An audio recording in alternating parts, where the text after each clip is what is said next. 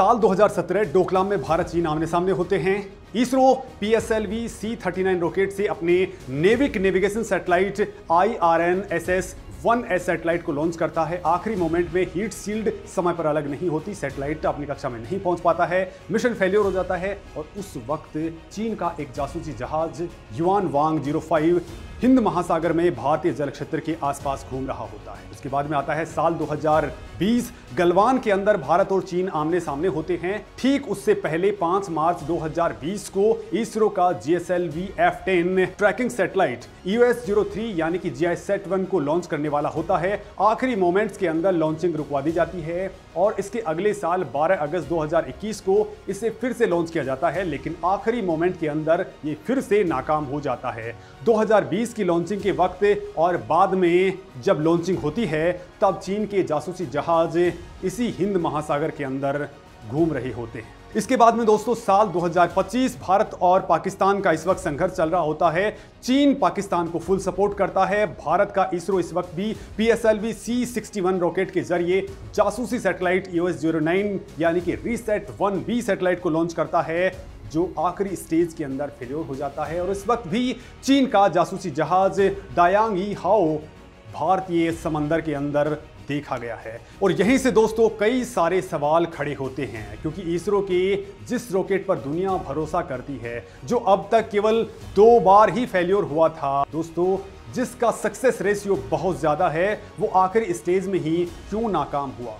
जब भी चीन से पंगा होता रहा है या उसके गहरे हित जुड़े होते हैं, तभी क्यों इसरो सैटेलाइट्स या उसके मिशन नाकाम होते हैं? जब भी भारत कोई बड़ा रक्षा प्रोजेक्ट लॉन्च करता है या जब भी हमारे महत्वपूर्ण मिशन ऐन मौके पर फेल होते हैं, तो हर बार चीन के जासूसी जहाज भारतीय समंदर में क्या कर रहे होते हैं? क्या चीन के पास ऐसी कोई टेक्नोलॉजी है जिससे वो हमारे रॉकेट्स को आखिरी स्टेज में पहुंचने के बाद कंट्रोल खोने पर मजबूर कर देता है? क्या अंतरिक्ष में उड़ने वाले रॉकेट को हैक करके उसे तबाह किया जा सकता है?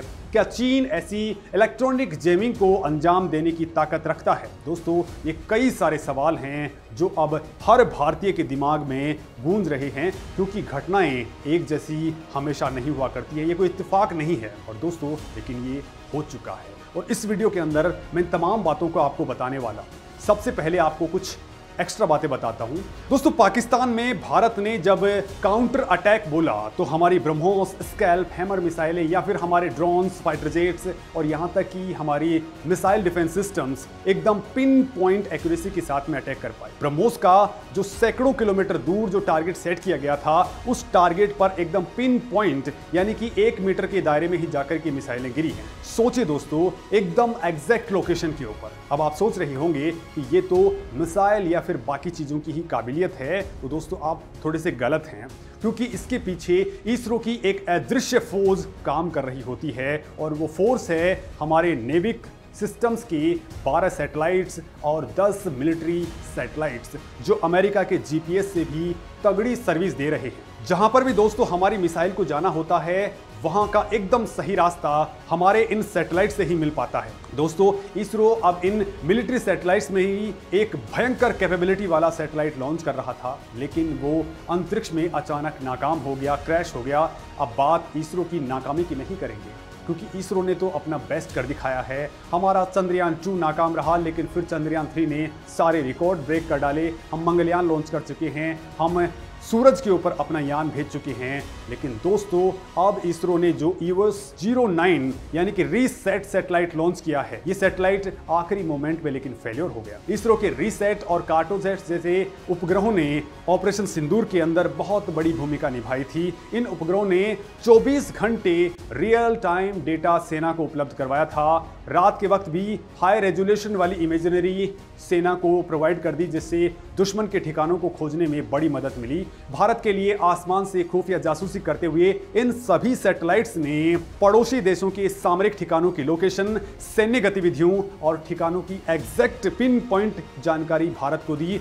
उसी कड़ी में EOS-09 यानी कि RISAT-1B सैटेलाइट दुश्मन की पल पल भर की गतिविधियों पर नजर रखने वाला नई जनरेशन का सैटेलाइट था। ये एक all weather radar imaging satellite था, जो सीमाओं की निगरानी के लिए गेम चेंजर साबित होने वाला था। दोस्तों, अगर ये सैटेलाइट सफलतापूर्वक लॉन्च हो जाता तो सीमा पर घुसपैठ और किसी भी नापाक हरकत का रियल टाइम डेटा हमारी आर्मी को मिल जाता, एयरफोर्स को मिल जाता। ये सैटेलाइट हाई क्वालिटी इमेजरी देने में सक्षम था। 1696 किलो का ये भारी भरकम सैटेलाइट 17 मिनट के अंदर अपनी कक्षा में पहुंचने ही वाला था, लेकिन उससे पहले ही यानी कि करीब 14 मिनट के आसपास क्रायोजेनिक स्टेज में गड़बड़ी के कारण फेल हो गया, क्रैश हो गया।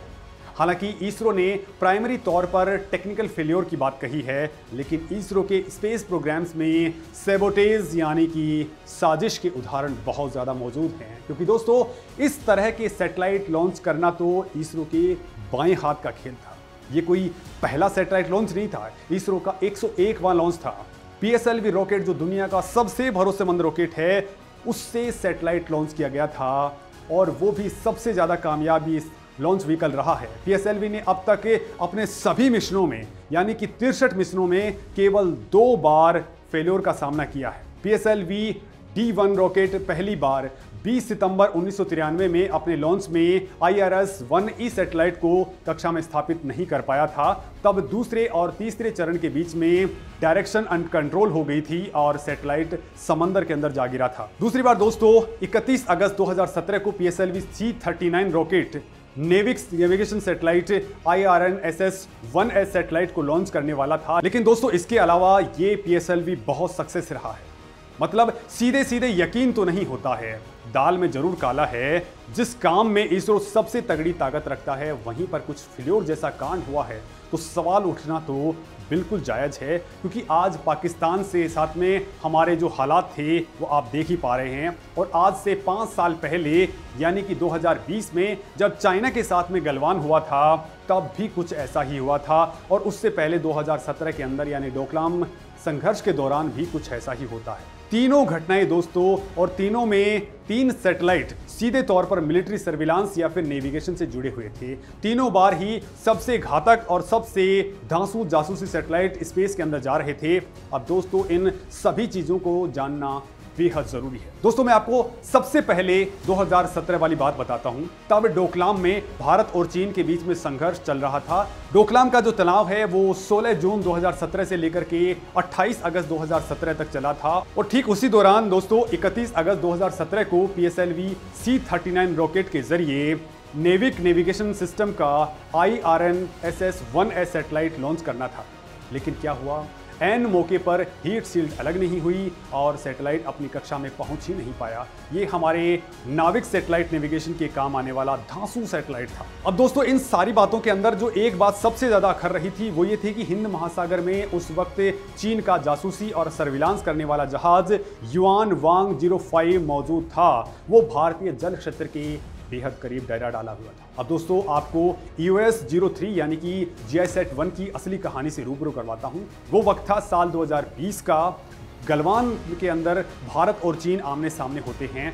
उससे ठीक पहले यानी कि 5 मार्च 2020 को इसरो GSLV F-10 के जरिए तगड़ा जासूसी सैटेलाइट और ट्रैकिंग सैटेलाइट EOS-03 यानी कि GISAT-1 लॉन्च करने वाला होता है।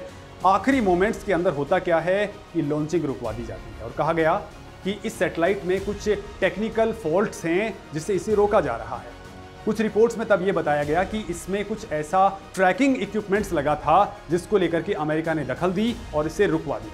तब जो खुफिया रिपोर्ट्स बाहर निकल के आई, उनके मुताबिक इसरो को आखिरी मोमेंट के अंदर PMO से एक डायरेक्ट कॉल गया था कि लॉन्च को रोक दिया जाए। और उस घटना के कुछ वक्त बाद में दोस्तों, चीन ने गलवान के अंदर भीषण संघर्ष स्टार्ट कर दिया। अब दोस्तों, इसके अगले साल यानी कि 12 अगस्त 2021 को इसे फिर से लॉन्च किया जाता है। लेकिन रॉकेट के आखिरी चरण में जब सैटेलाइट को बाहर निकल करके अपनी कक्षा में जाना था, तभी कोई प्रॉब्लम आ जाती है और मिशन फेल हो जाता है। भारत का एक और महत्वपूर्ण सैटेलाइट अंतरिक्ष की गहराइयों के अंदर खो जाता है। इसरो की ओर से कहा गया कि क्रायोजेनिक स्टेज के अंदर लिक्विड हाइड्रोजन टैंक के प्रेशर में गिरावट के कारण इंजन ठीक से वर्क नहीं कर पाया और जांच में पाया गया कि वेंट ऑफ रिलीफ वॉल्व यानी VRF में लीक के कारण ये प्रॉब्लम्स इक्विप हुई। और लेकिन दोस्तों यहाँ पर जो एबनॉर्मल बात थी वो ये कि 2020 में लॉन्चिंग के वक्त चीन का जासूसी जहाज दायांग ही हाओ, और जब 2021 के अंदर लॉन्चिंग होती है तब चीन का जासूसी जहाज जियांग यांग होंग 03 भारतीय जल क्षेत्र के करीब था। मतलब चीन कुछ तो गेम कर रहा था। दोस्तों ये कोई छोटा मोटा सैटेलाइट नहीं था, ये भारत की सीमाओं की निगरानी और रियल टाइम इमेजिंग के लिए बहुत ज़्यादा काम का होने वाला था। सोचिए दोस्तों, अगर उस वक्त वो सैटेलाइट लॉन्च हो जाता तो चीन की हर गतिविधि को हम ट्रैक कर सकते थे। और दोस्तों अब US-09 जिसे रीसेट 1 भी कहा जा रहा है, ये सैटेलाइट भी तब लॉन्च किया गया जब भारत और पाकिस्तान के बीच में हमारा तनाव चरम पर है, और इस टाइम भी चीन का जासूसी जहाज दायांग ही हाओ हिंद महासागर के अंदर चक्कर लगा रहा है। चीन कहता है कि ये तो जी एक सीधा साधा समुद्री सर्वे करने वाला जहाज है, लेकिन दुनिया जानती है कि चीन की कथनी और करनी में जमीन और आसमान का फर्क होता है। अमेरिका समेत दुनिया के कई बड़े मुल्क इन चीनी जहाज़ों की हरकतों पर पहले भी शक जता चुके हैं। उनका कहना साफ है कि चीन इन सर्वेयर जहाज़ों की आड़ में दूसरे देशों की जासूसी करता है। अब आप खुद सोचिए, इसरो के इतने अहम जासूसी सैटेलाइट के लॉन्च से ठीक पहले इस चीनी जासूसी जहाज का भारतीय समंदर के पास आकर के खड़ा हो जाना, क्या ये कोई मामूली बात है? क्या ये सिर्फ एक संयोग है? बिल्कुल नहीं दोस्तों, ये संयोग तो नहीं है, बिल्कुल ये एक प्रयोग है, और एक बहुत खतरनाक प्रयोग। चीन इस जहाज से मिले डेटा का इस्तेमाल अपने स्पेस एक्टिविटीज़ के अंदर उनको बढ़ाने में और भारत के खिलाफ बड़ी साजिश को अंजाम देने के लिए कर सकता है। बड़ी बात तो यह है दोस्तों कि इसने 14 मई के बाद तो अपने ट्रांसपॉन्डर्स को भी डीएक्टिवेट कर दिया है, जिससे इसकी सटीक लोकेशन को ट्रैक करना भी मुश्किल है। मतलब कि 18 मई को ये कहाँ पर है किसी को नहीं मालूम, लेकिन ये हिंद महासागर के अंदर ही मौजूद होता है। और दोस्तों बड़ी बात यहीं से स्टार्ट होती है कि जब जब सीमा पर तनाव होता है, जब जब देश मुश्किल में होता है, तभी इसरो के सैटेलाइट्स क्यों फेलियर कर जाते हैं। ये सिर्फ इत्तेफाक तो नहीं हो सकता है दोस्तों, इसके पीछे कोई बहुत बड़ी साजिश या गहरी साजिश हो सकती है। और सबसे बड़ा सवाल यहीं से उठता है कि क्या चीन वाकई ऐसा कर सकता है, और अगर हाँ तो कैसे। दोस्तों इन चीनी जहाज़ों को हल्के में तो बिल्कुल मत लीजिए। ये तैरते हुए जासूसी किले हैं, इन पर इतने एडवांस सेंसर्स और उपकरण लगे होते हैं जो हजारों किलोमीटर दूर से भी सैटेलाइट गतिविधियों, रॉकेट लॉन्चिंग की हर बारीक डिटेल को पकड़ लेते हैं। ये इलेक्ट्रॉनिक खुफिया जानकारी इकट्ठा करने में बेहद माहिर होते हैं। कहा जाता है कि ये 750 किलोमीटर दूरी तक भी अचूक निगरानी करने में सक्षम हैं। और इससे भी ज़्यादा डरावनी बात यह है कि आज की तारीख के अंदर चीन इलेक्ट्रॉनिक वॉरफेयर के अंदर दुनिया की सबसे शातिर खिलाड़ियों में से एक बन चुका है। वो धरती से लेकर के अंतरिक्ष तक भारत के कम्युनिकेशन सिग्नल्स को जाम करने, उन्हें भटकाने या उनमें गड़बड़ी पैदा करने की, खुराफात करने की पूरी क्षमता रखता है। रॉकेट जब लॉन्च होता है तो उसे जमीन पर बने कंट्रोल स्टेशन से लगातार कमांड्स दिए जाते हैं, जिन्हें टेलीमेट्री ट्रैकिंग और कमांड नेटवर्क कहा जाता है। इसी नेटवर्क के जरिए रॉकेट का रास्ता तय होता है, उसकी सेहत पर नजर रखी जाती है, और अगर इस डेटा लिंक पर कोई दुश्मन देश हमला कर दे या उसे जाम कर दे तो पूरा मिशन सेकंडों के अंदर कोलैप्स कर जाता है। दोस्तों रॉकेट का जो अंतिम चरण होता है, जब सैटेलाइट उससे अलग होकर अपनी कक्षा में स्थापित होने वाला होता है, वो सबसे नाजुक पल होता है। उस वक्त सिग्नल में जरा सी भी गड़बड़ी, जरा सी भी बाहरी हस्तक्षेप पूरे मिशन को बर्बाद कर सकती है। इस स्टेज में रॉकेट धरती से बहुत दूर होता है और कमांड या टेलीमेट्री सिग्नल्स थोड़े कमज़ोर हो जाते हैं। बस इसी कमज़ोरी का फ़ायदा उठाकर दुश्मन उन्हें जाम करने की या फिर उनके भटकाने की पूरी कोशिश कर सकता है। और जैसा कि मैंने आपको बताया भी था कि चीन के ये युआन वांग क्लास के जो जहाज हैं वो इलेक्ट्रॉनिक जासूसी और सैटेलाइट ट्रैकिंग के लिए ही बनाए गए हैं।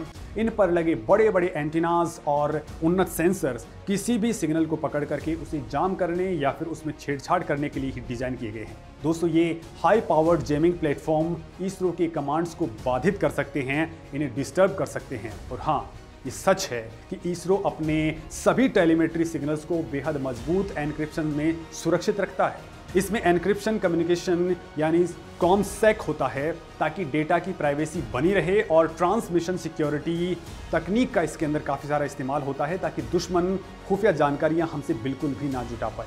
हमारी आकाश जो मिसाइल है उसके अंदर भी कुछ प्रणालियां लगी होती हैं, जैसे इलेक्ट्रॉनिक काउंटर मेजर्स यानी ECCM। वैसा ही कुछ जैमिंग सिस्टम्स को दूर रखने वाला जो सिस्टम है वो इसरो भी यूज करता है। लेकिन दोस्तों, जब दुश्मन चीन जैसा शातिर और टेक्नोलॉजिकली बहुत एडवांस हो तो किसी तरह की संभावना से भी इनकार नहीं किया जा सकता है। वो हमारी सुरक्षा में सेंध लगाने के लिए किसी भी हद तक जा सकता है। चीन पर इस मामले में रत्ती भर भी भरोसा नहीं किया जा सकता है। यानी दोस्तों, चीन के साथ में ये तीन घटनाएं इत्तेफाक तो नहीं हो सकती हैं, इसकी गहराई से पड़ताल करने की जरूरत है।